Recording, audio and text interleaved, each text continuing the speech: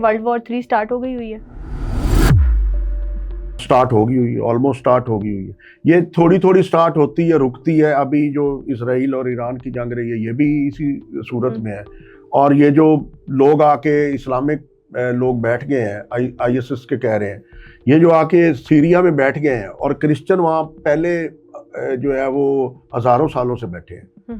तो ये ऑलरेडी वहाँ पे जो है, और अभी आपने देखा है कि ईरान के बाद इसराइल ने सीरिया के ऊपर हमले करने शुरू कर दिए। तो ये जंगें तो थोड़ी थोड़ी स्टार्ट होनी शुरू हो गई हैं।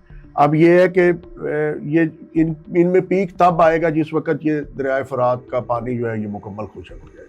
अच्छा, इसराइल को ग्रेटर इसराइल बनता देख रहे हैं? इसराइल ग्रेटर इसराइल नहीं बन सकेगा। इसराइल ग्रेटर इसराइल इसलिए नहीं बन सकेगा कि वो ग्रेटर इसराइल बनने से पहले ही इसराइल जो है ये जंगें शुरू हो जाएंगी, और इमाम मेहदी अलैहिस्सलाम और हज़रत ईसा अलैहिस्सलाम का ज़हूर हो जाएगा।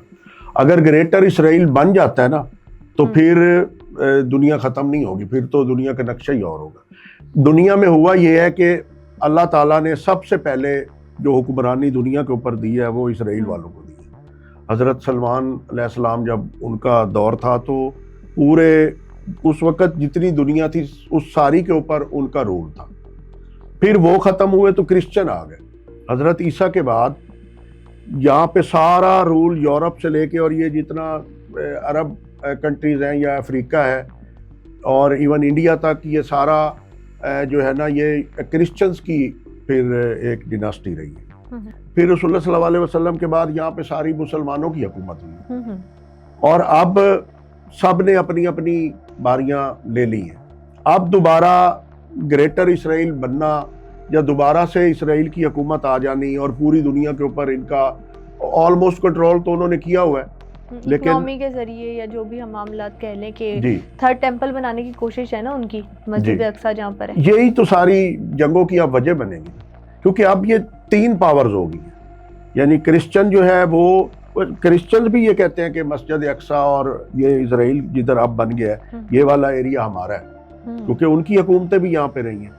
अब ये हज़रत सलमान की वजह से जो यहूदी हैं वो कहते हैं ये सारा इलाका हमारा है, वो वहाँ से लेके इराक और बाबल नैनवा वो सारा इसको क्लेम करते हैं। और इस तरफ वो जो है वो सऊदी अरब और ये आते हैं अपना जितने अरेबिक कंट्रीज़ हैं और मस्कत तक, ये वो सारा कहते हैं जी ये हमारा बनेगा।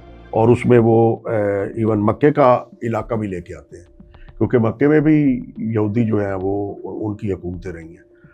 तो ये तो यानी ये इनका बड़ा ग्रेटर इसराइल बनेगा, लेकिन वो अब बनेगा नहीं, क्योंकि अब 3 किस्म की डिनास्टीज जो वहाँ पे रही हैं वो तीनों डिनास्टीज अब लड़ेंगी एक दूसरे के साथ। और उसकी वो तैयारी कर रहे हैं। अब ग्रुप कैसे, इनकी ग्रुपिंग कैसे बनेगी?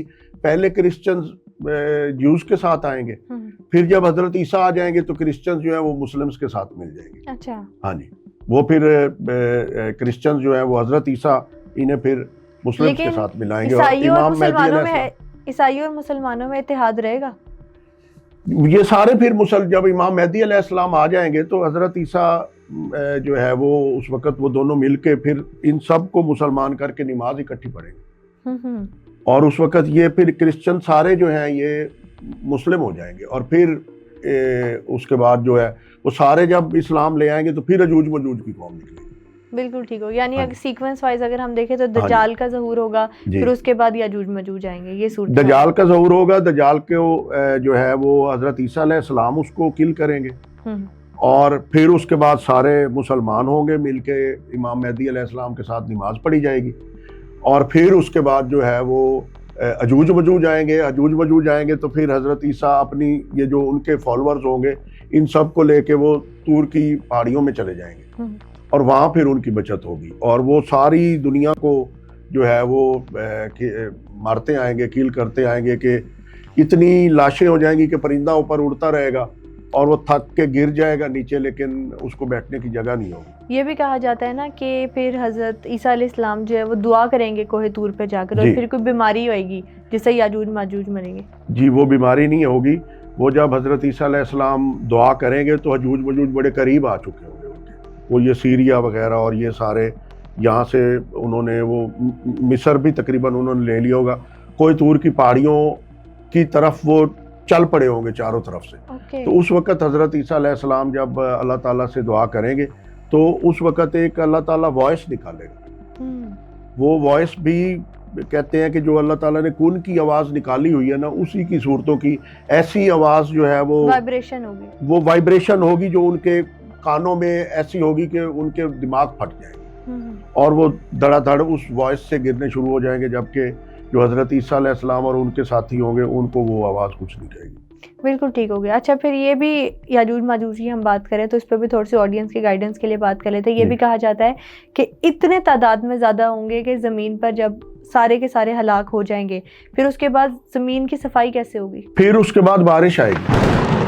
اللہ تعالیٰ ایک بارش لے کے آئیں گے اور وہ بارش جب آئے گی وہ ان سب کو جو ہے وہ ایک قسم کا سیلاب میں بہا لے جائے گی اور پھر اس بارش سے اللہ تعالیٰ اس کو کلین کرے گا. یہ بھی کہا جاتا ہے نا کہ جو بارش ہوگی وہ اتنی رحمت والی ہوگی کہ اس کے بعد جو زمین ہوگی بڑی زرخیز ہو جائے گی.